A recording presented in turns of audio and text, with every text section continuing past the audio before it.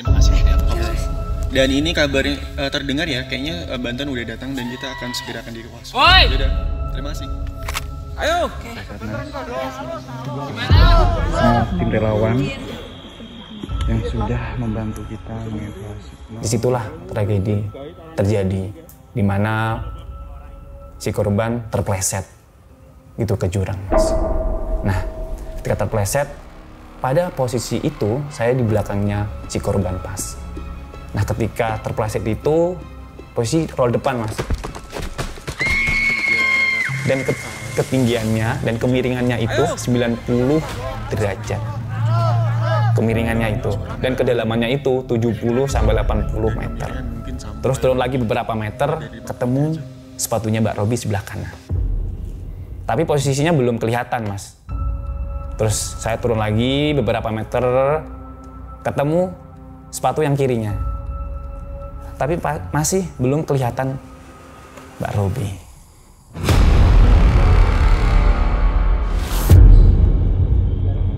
Semua tim relawan yang sudah membantu kita mengevakuasi.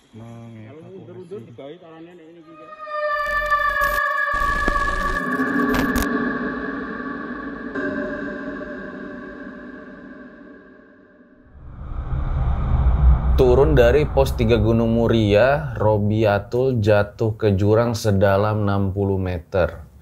Saat itu Mas Udin yang pertama kali tahu Robiatul jatuh. Benar, Mas. Pertama kali karena posisi saya di belakangnya Mbak Robi pas. Dan saat itu Mas Robi juga yang pertama kali langsung turun ke bawah jurang. Iya, Mbak Robi pertama kali turun ke jurang. Itu turun ke jurang gimana caranya, Mas? Nah, nggak pakai alat-alat kan? Tidak pakai alat-alat. Tapi sebelum turun, saya mencari tali webbing di trek area Gunung Muria. Karena posisinya itu jurang dan kedalamannya itu cukup dalam, saya nggak bisa kalau nggak turun pakai tali. Tapi ketika saya cari tali, ternyata tali webbingnya tuh nggak terlalu banyak di situ. Daripada kelamaan mikir, akhirnya turun tanpa pakai tali, tapi pakai akar-akar pohon gitu, Mas. 60 meter berarti kan dalam banget itu, Mas? Iya, yang diberitakan kebanyakan 60 meter, Mas. Tapi selaku saya saksi, itu 70-80 meter bahkan. Wow. Oke, ditahan dulu ceritanya Mas Udin ya. Siap. Nah, seperti apa kisah pada kali ini dan bagaimana hingga akhirnya Robiatul dapat diselamatkan? Langsung aja kita mulai. Berikut adalah ceritanya.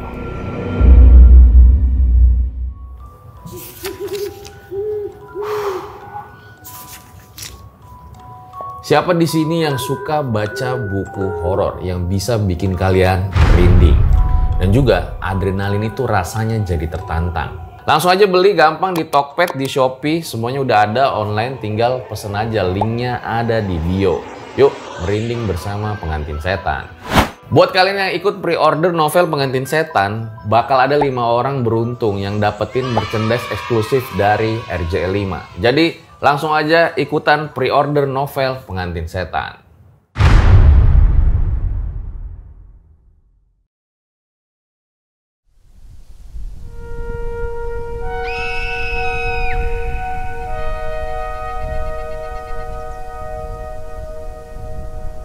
Ya, Mas Udin boleh diceritain awal mulanya seperti apa?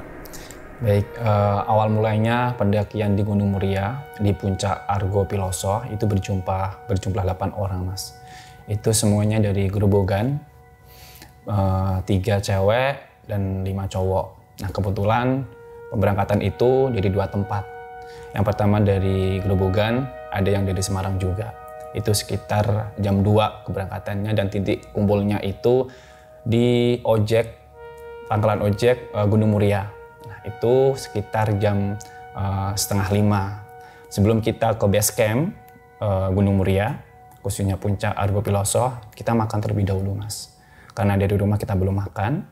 Setelah kita makan, kita melanjutkan perjalanan ke base camp sekitar 20 menit sampai base camp itu jam 5 atau setengah 6-an lah, sore itu. Nah, tetapi ketika sampai di sana ternyata itu tidak ada pendaki sama sekali kecuali kami. Dan posisi di sana cuma ada 2 orang. Satu itu penjaga warung dan yang satu itu penjual pentol di sana. Nah, ketika kita sampai di sana, itu kata masnya warung semuanya nggak ada yang buka. Padahal rencana itu kita nggak bawa logistik dari rumah karena mikirnya ada warung yang buka gitu. Dengar-dengar itu 24 jam dan ternyata sampai sana satu pun nggak ada yang buka warungnya. Alhasil kita mencari warung di mana emang ada pencahayaannya untuk bermalam di sana sebelum kita lanjut pendakian di keesokan harinya. Nah, sebelum kita istirahat, malamnya itu turun hujan.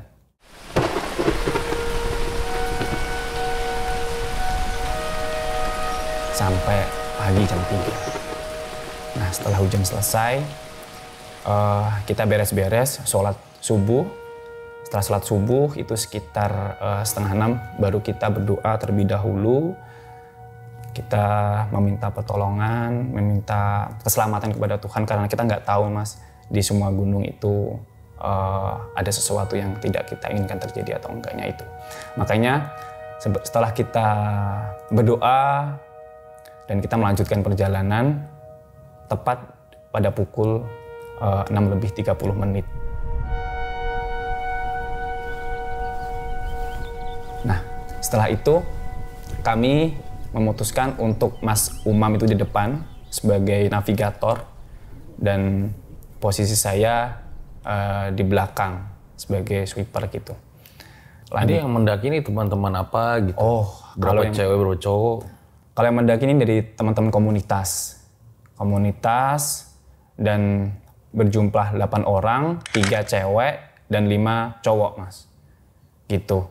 Nah, ketika kita mau mendaki, nah kita dapat info nih kalau di situ tuh terdapat sumber air 3 rasa. Nah, cuma nggak tahu rasanya apa aja. Hasil saya rasakan satu persatu. Yang pertama itu asin, yang kedua ada sodanya, dan yang ketiga itu kayak air mineral biasa gitu. Kalau rasa yang dulu pernah ada nggak ada? Tidak ada Mas. Ada sih, sekarang udah hilang. Begitu. Yuk, terus? Setelah itu kita lanjut perjalanan sampai di mana? Sebelum kita sampai pos 1 itu ada penunjuk arah 2. Yang pertama tuh ke puncak dan yang kedua itu kalau nggak salah ke makam Syekh Andong. Tuh. Setelah itu kita melanjutkan perjalanan, ketemu makam lagi sebelah kiri. Lupa tapi Mas makamnya siapa gitu. Setelah itu melanjutkan perjalanan lagi, ketemu makam lagi sebelah kanan. Nah, pas sampai di pos 1 itu ada petilasan gitu. Sampai di pos 1 kita bikin konten seperti biasa.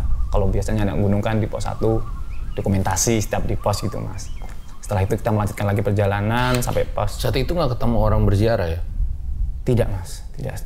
Ketemunya itu cuma pas malam di base camp. Itu ada beberapa yang ziarah. Soalnya di base camp itu ada makam. Nah, setelah dari pos 1 Mas, kita lanjut ke pos 2, itu aman, tidak ada tragedi atau peristiwa. Terus lanjut lagi di pos 3 juga aman. Nah, sampai di pos 4 itu juga aman. Tapi ketika mau ke puncak, nah sebelum sampai puncak itu hujan Mas, turun hujan.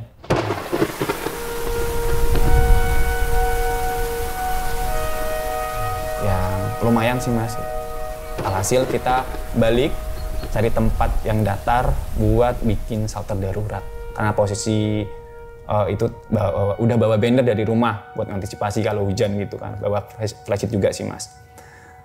Ketika sudah bikin shelter darurat, di situ kita masak seperti biasa kita masak mie karena kita nggak bawa logistik seperti sarden, nasi bahkan yang lain-lain gitu.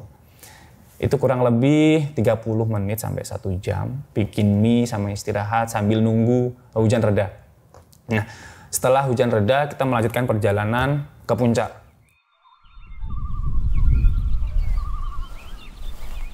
Nah, sampainya di puncak itu sekitar pukul 12. 12 itu pas duhur Mas.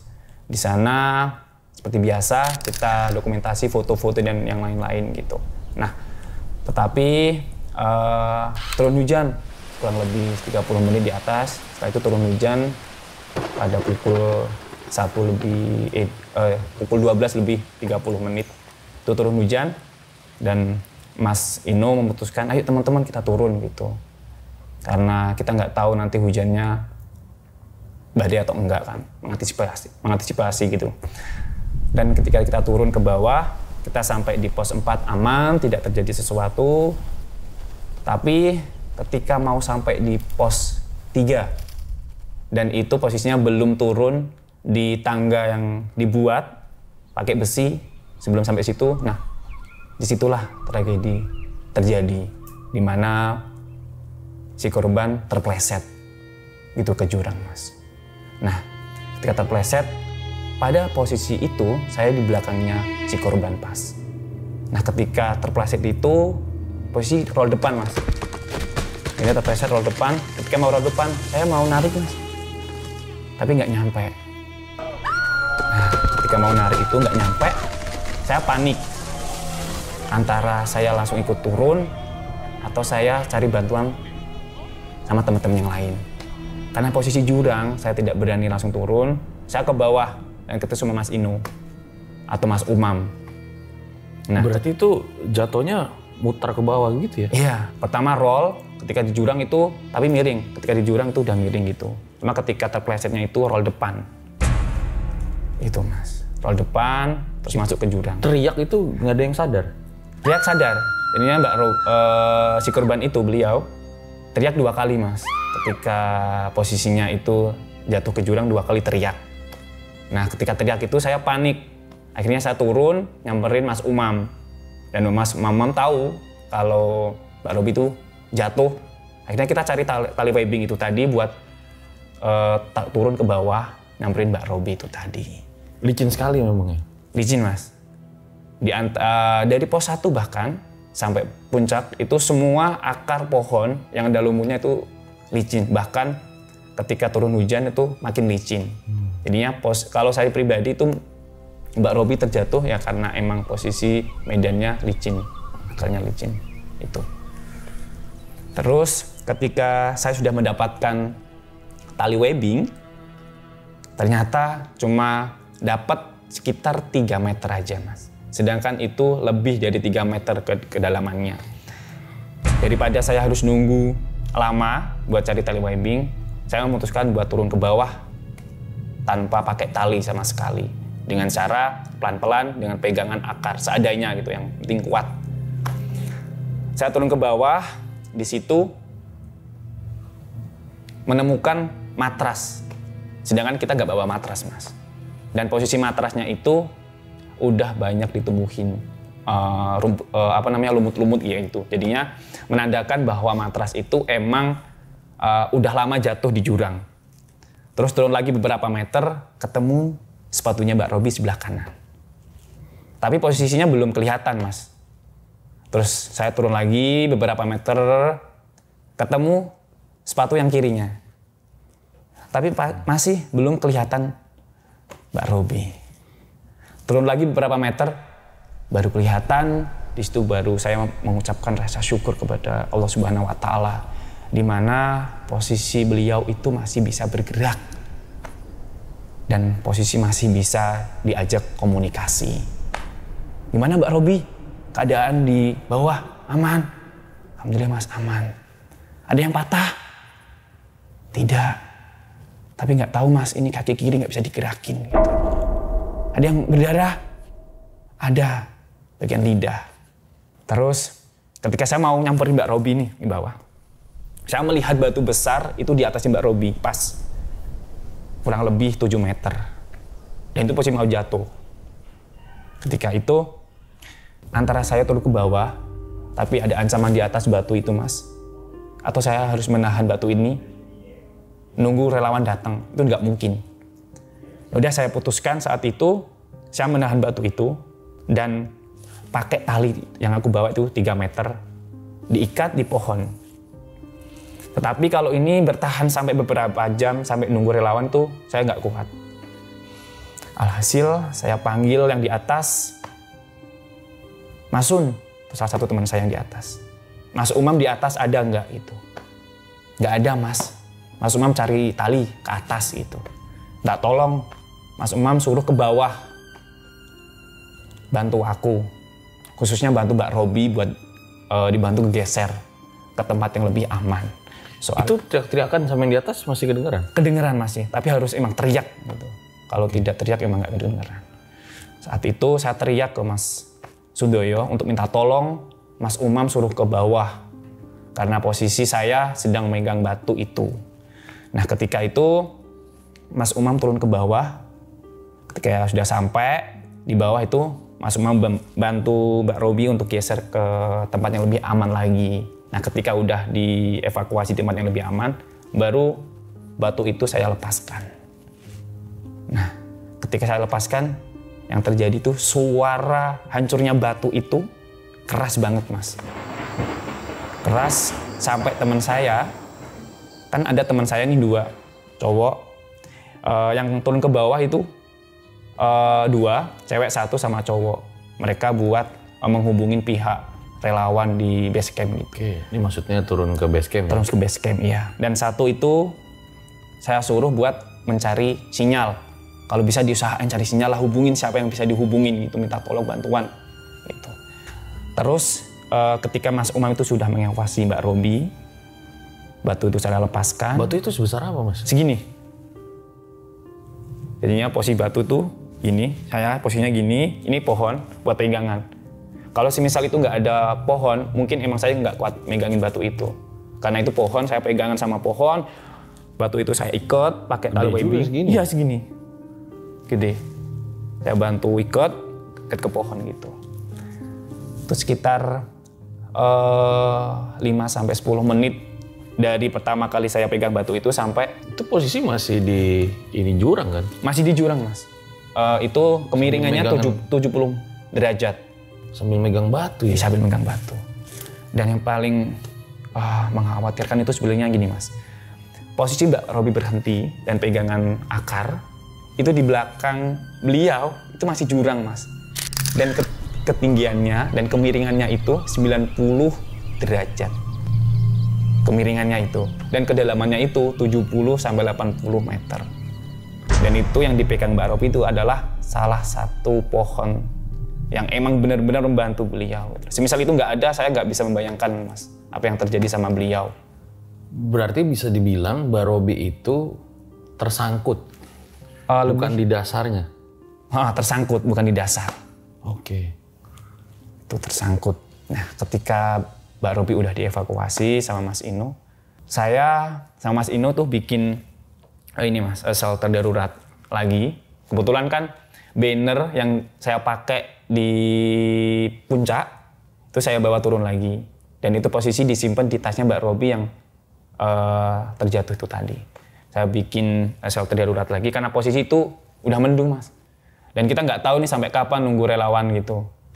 Nah kejadian terplesetnya Mbak Robi itu pukul 13 lebih 12, jadinya jam 1 lah itu terjadi. Halo teman-teman, kenalin aku Umam, ini aku Udi. jadi ini Robi. oke. Teman-teman, jadi ini posisinya, ini laporan terkini ya. Tadi baru aja kejadian lah ya, musibah. Tadi ini Kak Robi sempat kepleset dan jatuh kayak gitu ya. Nah, Memang kondisinya dari kita sudah mengamankan Mbak Robi di tempat yang aman. Kita bertiga di bawah itu mencoba untuk bagaimana situasi itu biar Mbak Robi gak tegang. Kita ngajak ngobrol, kita cerita-cerita. Pernah Mas sampai karena saya nggak tahu, saking paniknya ini, apa yang harus saya bahas gitu. Dan terpikirkan di pikiran saya itu bahas tentang mantan saya Mas. Nggak tahu. Yang penting apapun yang saya ceritakan, yang penting Mbak Robi bisa tersenyum. Itu yang saya inginkan gitu. Bahas mantan di jurang, apa yang dibahas? Masalah dengan mantan sih pastinya Mas. Tapi yang positif Mas, yang positif. Jadinya gue penasaran supaya lo ngomongin apa itu? dari awal Mas, dari awal kita menjalin hubungan sampai kita berpisah. Itu aja sih. Jadinya Mbak, ini omong-omongan kosong lah.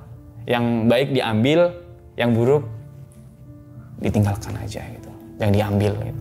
Oh iya Mas. Hampir sama katanya Mbak Robi tuh. Kisahnya hampir sama lah gitu. Itu yang paling berkesan ketika di jurang itu. Kenapa saya terpikirkan itu cerita tentang mantan gitu loh. Kenapa nggak cerita tentang nabi-nabi atau yang lain gitu. Itu yang ya biar gak sepaneng gitu loh Mbak Robi. Soalnya posisi saat itu Mbak Robi itu pucat. Terus banyak pikiran mungkin karena terjadi itu.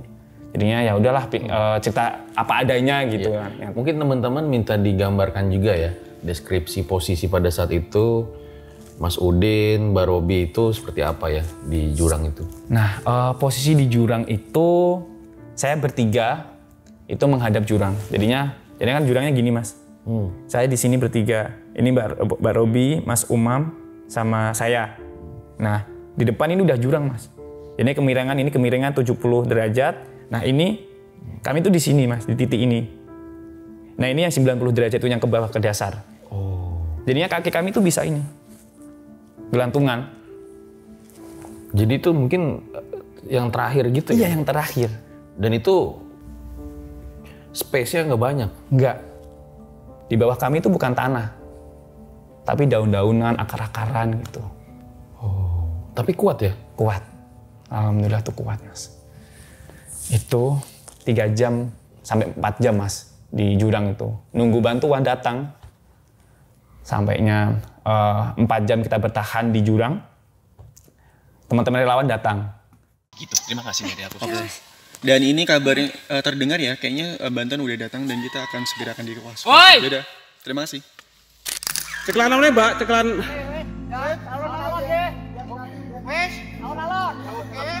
Abani yuk, hiji. Mulai yuk, 1, 2, 3. Pertama kali yang datang itu relawan desa yang di situ gitu, lupa namanya saya Mas, desa apa. Nah itu datang dan langsung turun. Ada beberapa yang turun langsung membantu mengevakuasi Mbak Robi dengan tali tambang itu Mas. Tetapi tali tambangnya itu tidak nyampe langsung di kita, di titik dimana kita bikin shelter darurat itu. Mungkin dari ujung tali itu sampai titik kita berada di jurang itu sekitar 7 meter. Nah, dari situ mengevakuasi Mbak Robi dengan cara digendong sama teman-teman relawan. Sampai ke tali ujung tali itu tadi. Baru ketika sudah sampai di ujung tali, Mbak Robi ditarik pakai tali tambang itu tadi. Dengan cara dibikin kayak dudukan kayu gitu Mas. Tarik bareng-bareng gitu. Jadi sampai ke tali itu digendong naik jurang? Iya, cuma 7 meter tuh tadi nyampe ke talinya aja sih. Digendong. Merayap sih gendongnya Mas. Soalnya emang curam. Jadi bapaknya itu sambil merayap, saya sama Mas Umam di belakang sambil dorong. Nah ketika Mbak Robi itu sudah dievakuasi di atas, di trek, itu istirahat sebentar. Baru teman-teman relawan yang lain pada berdatangan. Khususnya itu relawan medis. Ngecek kondisi, apakah perlu pakai tandu itu kan. Ternyata nggak perlu. Soalnya ketika mengevakuasi dari TKP itu ke base camp, misal pakai tandu itu sulit. Karena medannya emang licin pada saat itu. Makanya memutuskan teman-teman relawan mengevakuasi Mbak Robi turun ke base camp itu dengan cara digendong, bergantian. Gitu. Saya lanjut nih Bang, terkait evakuasi Mbak Robi tadi ketika beliau sudah sampai di atas, di trek pendakian. Terus dari teman-teman relawan istirahat sebentar, kurang lebih 5 menit. Baru Mbak Robi dievakuasi, dibawa ke bawah ke base camp. Evakuasi, turun Mbak Robi dari TKP dari antara pos 3 dan pos 4. Saya selaku Sampainya di base camp itu pukul 8 malam. Sampai sana kita istirahat, kita minum teh hangat, sembari nunggu hujan. Soalnya sampai sana pas itu langsung turun hujan Mas. Sampai turun hujan, kurang lebih kita istirahat itu 15 menit. Sambil Mbak Robi itu dicek sama medis. Tapi pengecekannya udah berdetail lagi. Jadi dicek pergelangan tangan, kaki, disuruh gerak-gerak semuanya, apakah ada yang fatal atau enggak. Tapi katanya bapaknya itu alhamdulillah tidak ada cedera yang fatal gitu. Semua masih normal, masih bisa digerakin gitu.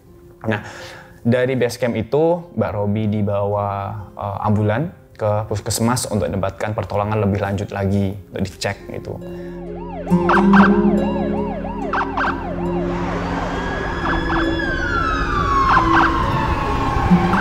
Sampai sana Mbak Robi langsung dibawa ke BPBD Kudus. Karena dari situ keputusan keluarga itu sudah fix, dari base camp malahan itu Mbak Robi pengen dicek lebih lanjut ke rumah sakit, mau dicek ronsen itu di kediaman di Kabupaten Grobogan aja gitu sama keluarga.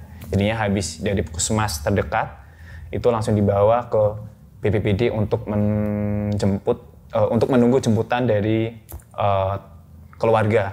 Nah, selama beberapa menit dari keluarga beliau, bapak ibunya juga datang pakai mobil itu. Nah, sampai situ Mbak Robi sama keluarga sama teman-teman relawan dari Kabupaten Grobogan pulang ke Kabupaten Grobogan. Sedangkan kami bertujuh itu bermalam di BPBD terlebih dahulu gitu sebelum keesokan harinya pulang. Karena posisi kita capek, Mas. Akhirnya kita memutuskan untuk bermalam dulu, baru keesokan harinya kita pulang ke kediaman masing-masing.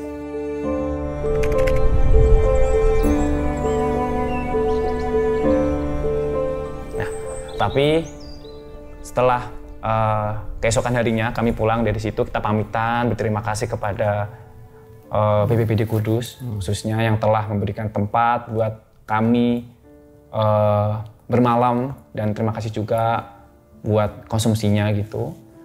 Nah, dari situ kita lanjut pulang. Tapi sebelum kita sampai ke rumah kita masing-masing, kita kesowan dulu. Kita ke rumahnya Mbak Robi untuk menjenguk, khususnya untuk meminta maaf kepada bapak ibunya terkait insiden ini. Itu sih, Mas, kejadian. Iya, walaupun sebetulnya baru kenal juga Mbak Robi di baru situ. Pertama kali ketemu dan baru kenal juga. Tapi ya namanya kejadian ini kita bisa mengambil hikmah lah dari semuanya gitu. Itu. Nah, sebelum kita lanjut, mungkin ya kita bisa langsung calling Mbak Robi kali ya, untuk menanyakan sebetulnya beliau kondisinya sekarang seperti apa sih gitu. Lebih ke kondisi sih. Oke. Langsung aja kali ya, kita telepon dulu nih guys.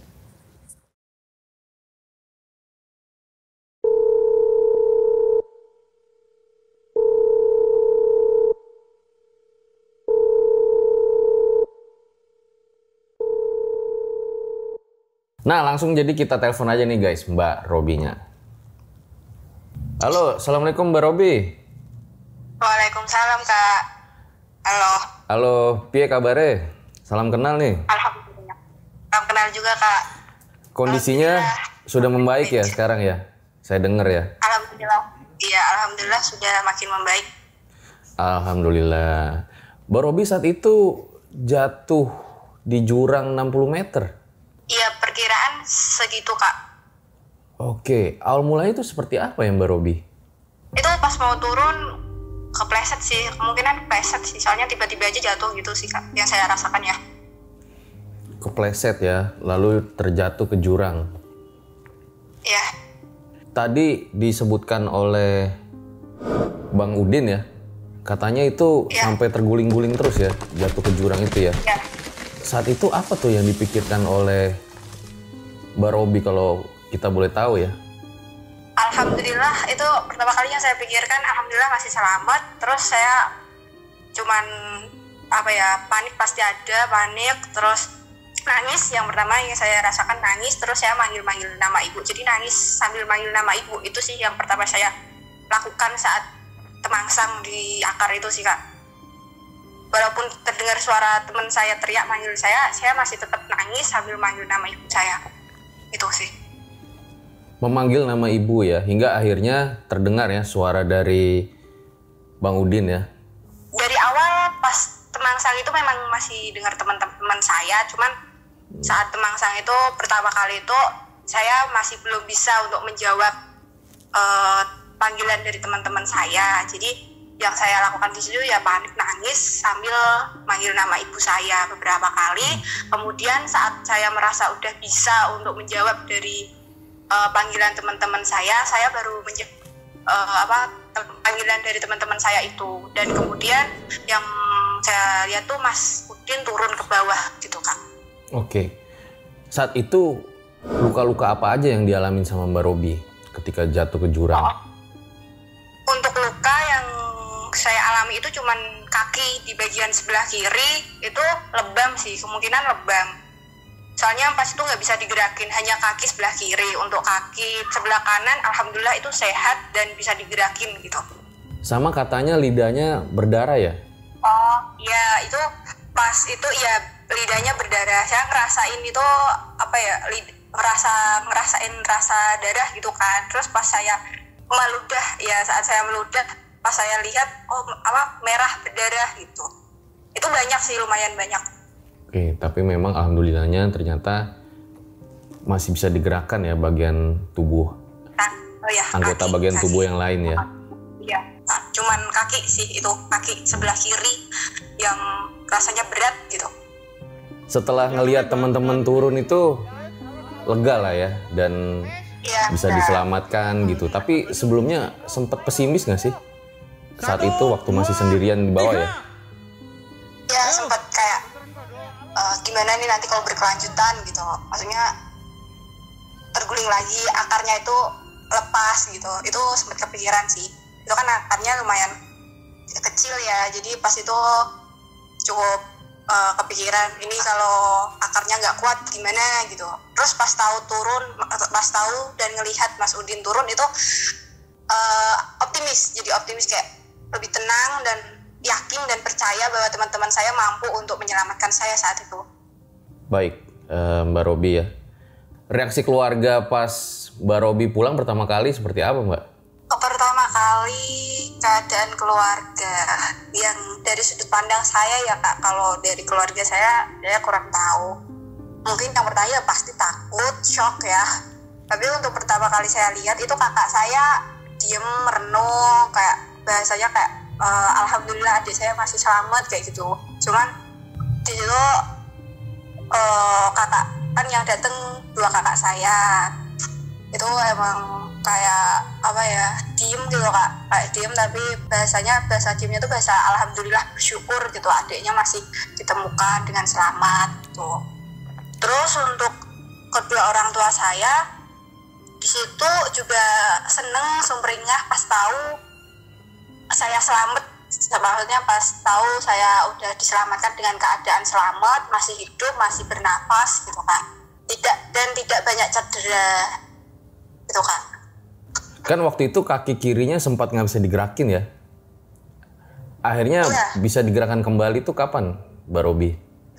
Sebenarnya pas habis dievakuasi itu saya masih sempat bisa turun beberapa jarak, mungkin sekitar 10 meteran atau berapa meter, sehingga habis itu tim relawan memutuskan buat dievakuasi dengan menggendong kan. Itu saya merasa bisa pure digerakkan, bukan pure ya, tapi bisa untuk digerakkan itu sekitar setelah 2 atau 3 hari kejadian itu Kak. Oke, setelahnya sudah bisa seperti normal kembali ya? Ya. Ya udah, yang penting Mbak Robi sekarang udah pulih kembali ya, itu yang paling penting ya dari kejadian ini ya. Iya Kak. Oke. Alhamdulillah. Makasih banyak Mbak Robi ya atas waktunya ya, sudah mau ditelepon ya. Oh iya Kak. Oh iya Oke. Kak, boleh ini nggak nitip pesan buat rekan-rekan, boleh nggak Kak? Boleh. Menyampaikan pesan. Gimana tuh? Kejadian kemarin itu sangat jadi pembelajaran untuk saya banget, dan mungkin bisa untuk menjadi pelajaran buat rekan-rekan yang lain. Mungkin pesan dari saya itu dari kejadian kemarin, untuk rekan-rekan yang ingin muncak di gunung, dimanapun gunungnya itu, diharapkan untuk menjaga sikap sopan santun dalam perjalanan, dan untuk mengucapkan salam di suatu tempat, yang didatangin. Kemudian dan tidak lupa selalu untuk berhati-hati dalam melakukan perjalanan.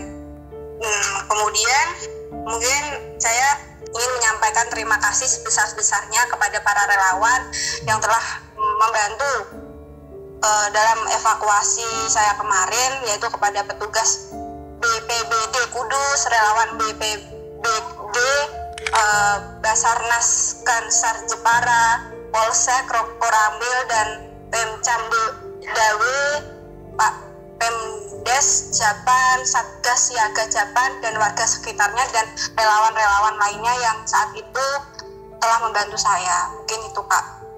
Oke, kalau gitu ya. Semoga yang tadi dititip pesan pada nonton ya, sehingga pesannya bisa tersampaikan. Makasih banyak ya, Iya, Pak. Mbak Robi ya. Sehat-sehat selalu. Terima kasih. Oh ya Mas, menyambung terkait telepon dengan Mbak Robi itu, ada beberapa yang ingin saya sampaikan. Perihal foto kemarin yang di-upload di IG Montenesia, itu sempat banyak netizen yang komen negatif Mas terhadap foto itu. Dimana posisi foto itu kan kita bertiga, saya, Mas Umam, dan Mbak Robi. Tapi posisi Mbak Robi itu pose fotonya tuh tersenyum, sedangkan saya, Mas Umam tuh biasa datar. Nah, dari posenya Mbak Robi itu senyum, dapat komenan pedas dari netizen yang mengatakan banyak yang bully juga ya? Iya banyak Mas. Mungkin karena itu yang bikin Mbak Robi itu beberapa hari tidak buka IG dan Facebook karena menghindari komen-komen pedes itu. Dimana terdapat satu komentar yang emang pedes banget. Gini Mas, kalau nggak salah ya, kok sempat-sempatnya masih bisa tersenyum gitu. Kalau saya pribadi nggak jadi masalah karena emang posisi Mbak Robi itu bisa terselamatkan, cedera-nya nggak terlalu parah. Itu kan bentuk rasa syukur kepada Allah Subhanahu Wa Taala gitu. Jadi masih bisa tersenyum sih. Itu Mas terkait foto yang sempat viral itu di IG, banyak komentar pedes gitu. Iya ya, padahal hanya tersenyum aja ya. Iya, cuma tersenyum ya. Tapi komentarnya bendera partai langsung foto. Nah, itu bisa. Baru itu head comment tuh. Nah, itu loh. Cuma masalah tersenyum kok dapat komenan pedes gitu loh. Mungkin bagi teman-teman pendaki, kalau semisal korban masih bisa tersenyum, itu sebagai wujud mereka atas rasa syukur kepada Allah Subhanahu Wa Taala, di mana mereka diberikan keselamatan. Itu aja sih. Itu ada satu lagi juga sih Mas. Cuma dari semua teman-teman yang cerita tuh cuma di aku aja. Ada salah satu teman saya tuh namanya Mas Yudi. Dimana ketika saya sudah sampai di kantor BPBD Kudus, beliau sempat cerita nih ketika posisinya di atas dan kami bertiga di bawah. Dimana masnya itu melihat sosok hitam, matanya merah dan kulitnya kuning. Nah, tetapi karena saya yang mungkin nggak begitu percaya ya Mas hal-hal kayak gitu, jadinya nggak terlalu menanggapin Mas. Jadinya cuma, oh ya mungkin itu pohon gitu. Dan saat itu juga teman saya itu ketika di atas, dia juga cerita, ngasih tahu ke teman saya cewek. Nah katanya, apa sih? Itu cuma pohon kering gitu loh. Jadinya jadi kejauhan warna hitam gitu. Itu sih Mas, yang mungkin kejadian-kejadian yang sangkut pautkan dengan hal-hal mistis. Itu aja sih Mas. Sama ini Mas, ketika mau sampai pos 4, kita juga mendengar suara-suara ngauman gitu loh, kayak suara-suara macan gitu. 2 kali Mas, ada yang dengernya 3 kali. Nah saya juga mikirnya apa ya, nggak negatif sih Mas, mungkin suara-suara hewan yang emang tidak buas gitu. Tapi ketika kemarin ada teman saya di grup yang kebetulan tidak ikut muncak, beliau ngasih berita, artikel gitu, di mana itu dipublikasi tahun 2022 yang mengatakan bahwa di Gunung Muria itu masih terdapat macan tutul Jawa itu Mas. Nah itu artikelnya valid ya? Valid Mas. Dari mana aku juga kurang tahu. Dan lu dengar suara auman itu semuanya yang denger ya, bukan iya, satu orang doang? Hampir 50% dari teman-teman tuh denger. Yang tidak dengar mungkin cuma Mas Umam dan beberapa teman gitu aja. Cuma saya... Yang Mas Udin denger kayak gimana Roman? Ya hampir emang mirip auman macan sih Mas. Harimau ya? Harimau itu 2 kali Mas, ada yang 3 kali itu. Dan emang keras Mas, kalau itu suara orang tidak mungkin Mas. Oke, nah hari ini juga kita kedatangan Mas Umam yang pada saat itu beliau juga menyelamatkan Mbak Robi ya? Mbak Robi. Terjun ke jurang, bahkan dia berdua aja tuh sama Mbak Robi pas Iya. Mas Adi masih di atas ya? Iya, masih pegang. Langsung aja kita panggil Mas Umam.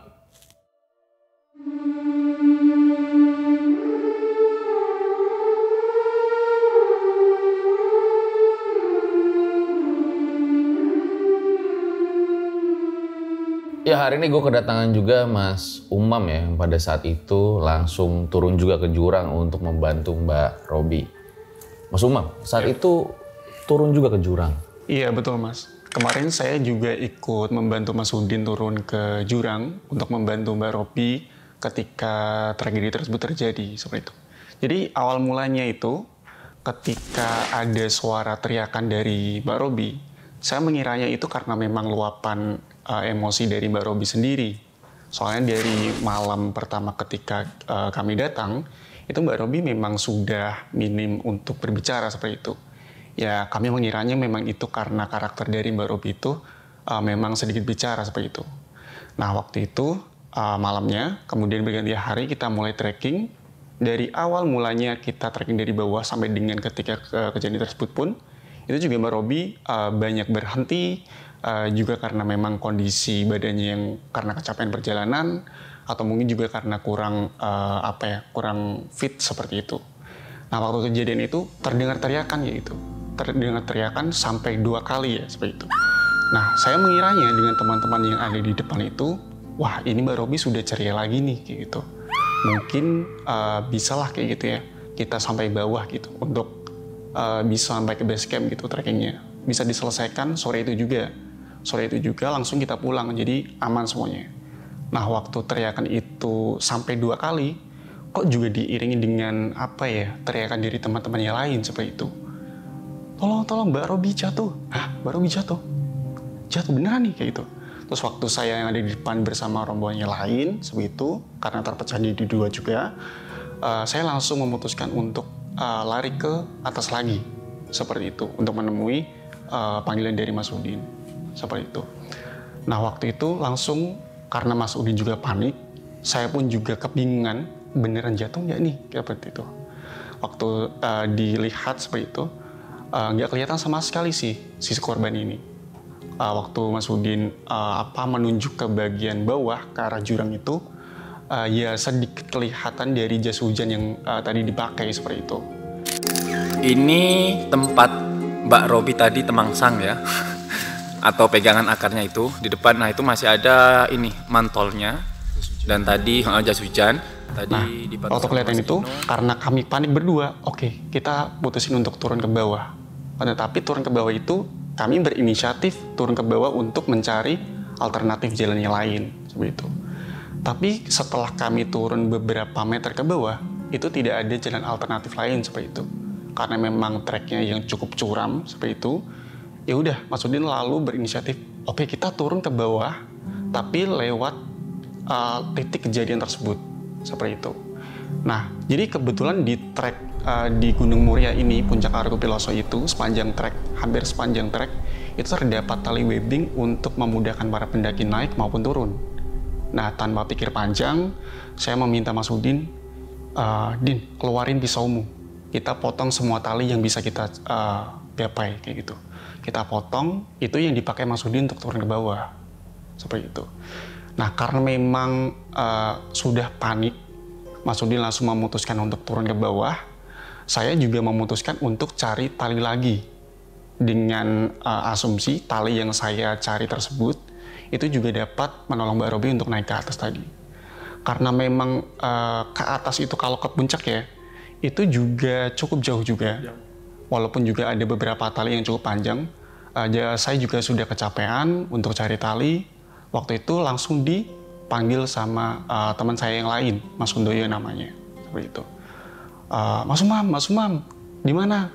Aku di sini. Nah, waktu dipanggil itu, saya mulai panik. Saya mikirnya udah kemana-mana.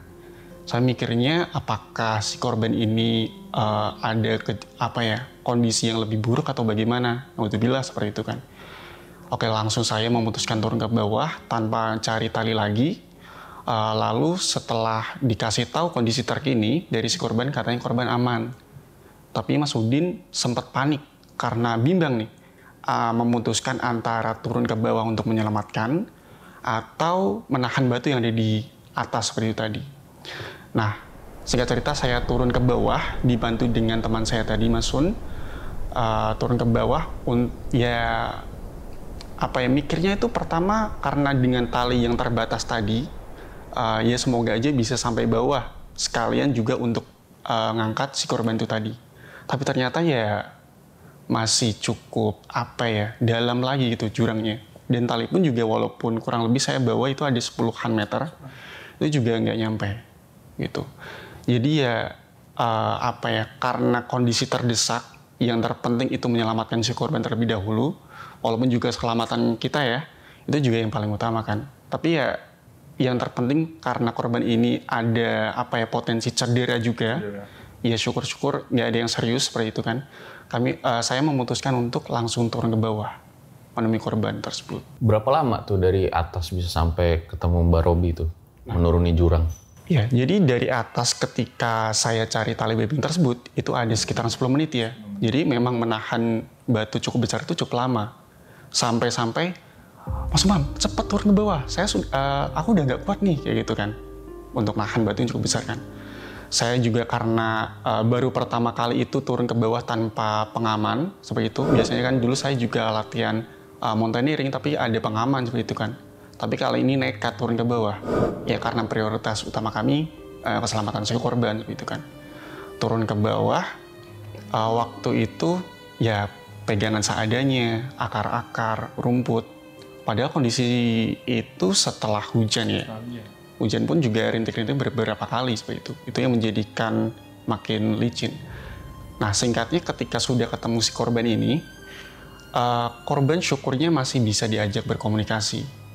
Nah, kami agak lega karena di sana kami bisa ngajak komunikasi supaya korban agak tenang, supaya juga korban nggak banyak bergerak. Soalnya posisi korban itu, itu sudah pegangan pada pohon kecil, itu pun juga sudah patah seperti ini.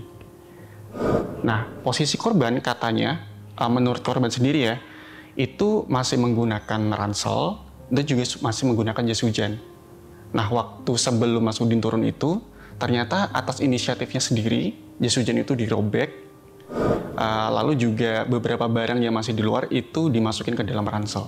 Memang berisiko, cuma ya itu tindakan awal dari si korban. Nah, waktu saya datang ke situ, yang saya tanyakan pertama kali, gimana, ada yang luka atau tidak? Gimana, masih bisa jalan atau tidak? Seperti itu. Soalnya memang, karena berat saya dengan Mbak Robi itu lebih berat beliau seperti itu. Jadi saya nggak bisa langsung angkat, tapi juga menyeret beliau. Soalnya posisi kemiringan dari jurang itu 70 derajat. Pun potensi untuk longsor, karena memang habis hujan, juga batu-batu itu juga mudah untuk longsor seperti itu. Jadi sangat berhati-hati. Nah, waktu saya mencoba untuk menyelamatkan Mbak Robi, geser agak ke samping 3-4 meteran lah gitu ke tempat aman. Mbak Robi juga sempat panik. Soalnya belakang saya pas itu udah jurang dengan kemiringan 90 derajat tadi. Itu masih dalam lagi? Masih dalam lagi. Dan itu pun di bawah itu sungai batuan. Nah, soalnya waktu saya sudah mengamankan Mbak Robi itu dengan susah payah, gitu, dengan kondisi kaki kiri yang cedera, lebam-lebam kayak gitu, pun juga lidah itu juga sempat berdarah ya. Sedikit. Jadi ketika diajak komunikasi pun juga agak keluh mungkin ya seperti itu. Jadi agak susah berkomunikasi. Waktu itu juga beberapa bagian tangan itu juga lecet. Jadi posisi ketika sudah saya pinggirkan si korban ini, itu juga masih merasa kesakitan. Nah, sebelum saya bilang aman ke Mas Udin, saya bilang aman untuk bisa dilepaskan si batunya ini, saya sebelumnya menyiapkan dudukan dulu ke si korban ini supaya juga dia merasa aman. Juga semisal nanti ada getaran dari si batu ini jatuh, itu juga tidak berasa, tidak mempengaruhi. Nah, ketika sudah di situ, oke, merasa aman, barang-barang semua aman ya. Oke, ada fly sheet juga banner yang mungkin bisa kita pakai untuk shelter emergency kan. Nah, oke, udah aman, langsung batunya dilepas. Itu juga posisinya Mas Udin juga sudah bisa dikatakan lemas ya. Nahan 10 menitan itu. 10 menit batu yang emang besar gitu. Ya, cukup besar. Nah, ketika sudah dilepas itu, teman-teman yang ada di atas yang kirim pesan, cari jaringan, kirim logistik, juga teman-teman yang turun ke bawah tadi, perjalanan lari ke bawah turun ke base camp, itu katanya juga dengar suara keras itu. Kalau di bawah tuh keras apa? Kan Mas Awam ini ada paling bawah saat itu lah ya. Yang terdengar tuh suaranya keras apa? Nah, kalau dari kesaksian teman-teman, katanya itu seperti petir lewat seperti itu. Jadi kenceng banget. Bahkan ketika Mbak Robi si korban ini berada di samping jurang di tempat taman pun itu juga ikut bergetar. Sampai seperti itu. Nah, ketika itu sudah aman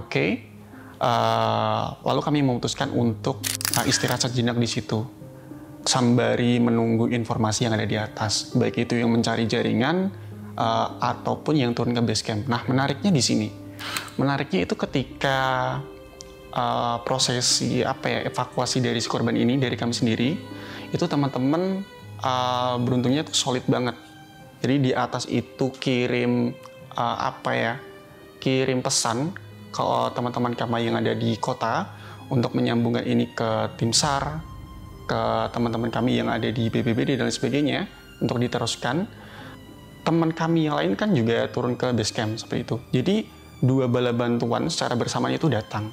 Nah, yang bikin kemarin itu beritanya cepat naik itu karena waktu sebelum saya turun, itu handphone saya titipkan ke teman saya yang ada di atas. Nah, untuk cari jaringan, untuk minta bantuan, nah waktu itu sempat bikin story WhatsApp seperti itu kan. Nah, itu sempat viralnya di situ. Jadi story WhatsApp saya itu di capture, dikirim ke grup-grup, kemudian juga dikirimkan ke beberapa anggota Mapala gitu dari teman saya. Jadi kemarin juga sempat terdengar sampai ke anggota Mapala dari Purwokerto, kemudian dari Para, Banyumas dan lain sebagainya juga seperti itu. Jadi itu yang membuat informasi tersebut cepat sampai ke relawan dan lain sebagainya seperti itu. Seperti itu sih. Oke, nah pada saat proses evakuasi, Mas Awam ini yang mendorong ya saat itu ya, mendorong dari Mbak Robi ya. Iya, betul. Biar bisa segera ke tali ya. Iya, betul. Karena memang waktu itu tempat selamatnya si korban ini itu dengan tali yang dijulurkan dari relawan desa itu juga cukup jauh ya. Ya 6-7 meteran seperti itu kan. Nah, jadi ya kami di belakang ikut membantu mendorong dari si relawan menggendong si korban. Itu menggendongnya juga merayap kan gitu. Soalnya kalau juga tegak lurus kan juga kondisi kemiringannya berisiko sekali seperti itu. Itu juga sempat digendong bergantian seperti itu. Karena memang treknya yang susah, licin seperti itu yang membuat proses evakuasi itu yang makin lama seperti itu sih. Saat itu sempat pesimis nggak? Wah, ini kayaknya sulit nih supaya bisa naik ke atas lagi nih. Iya. Pesimis pasti. Waktu pertama kali dengar teriakan minta tolong itu sudah pesimis sebetulnya. Soalnya waktu itu pesimisnya karena ada 2 kemungkinan antara si korban ini langsung dalam hal ini ya amit-amit seperti itu kan ya, meninggal ataupun bagaimana, ataupun yang keduanya selamat tapi dengan cedera yang cukup parah. Nah, syukurnya waktu itu juga kami heran, bahkan juga relawan juga heran, kok ini bisa tidak ada yang cedera serius dapat dikatakan seperti itu. Soalnya waktu evakuasi, waktu dibawa pulang ke rumah, keesokan harinya kan kami menjenguk seperti itu kan. Itu juga keadaannya sudah mulai membaik dengan cepat. Syukurnya seperti itu. Banyak yang keheranan ya? Keheranan banyak. Iya. Karena jurangnya 60 meteran kurang lebih. Iya, betul. Seperti itu. Salah satu relawan tuh bilang, Mbak, kalau dalam bahasa Jawa ya, Mbak kamu kue jaduk. Nah, kalau bahasa Indonesianya itu, Mbak kue tahan banting. Dalam kedalaman seperti itu, tapi posisi Mbak itu nggak cedera yang begitu parah gitu. Nah itu salah satu dari teman-teman relawan gitu. Terkejut sih. Iya, betul.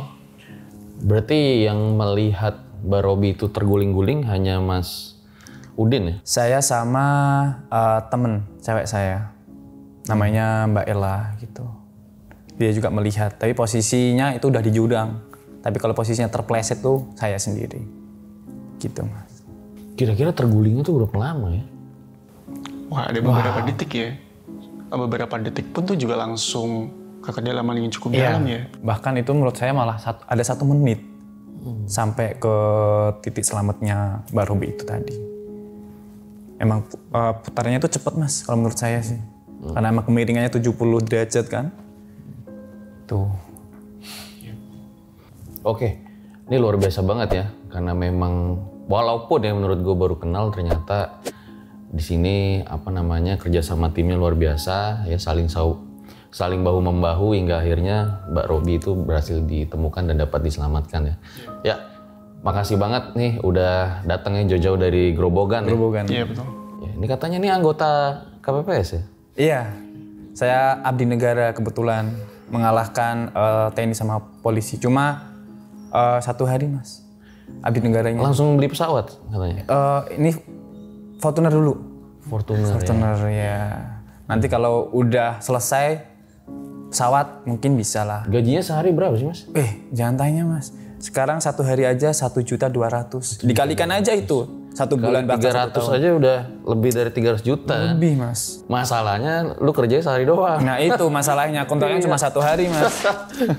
Langsung di Fortuner ya? Enggak, Fortuner. Keren-keren. Oke. Makasih banyak Mas. Yes, sama-sama. Datang dan bercerita di RJL ya. Semoga kisah ini jadi pelajaran buat kita semua. Gue Fajar Aditya, RJL undur diri. Ciao.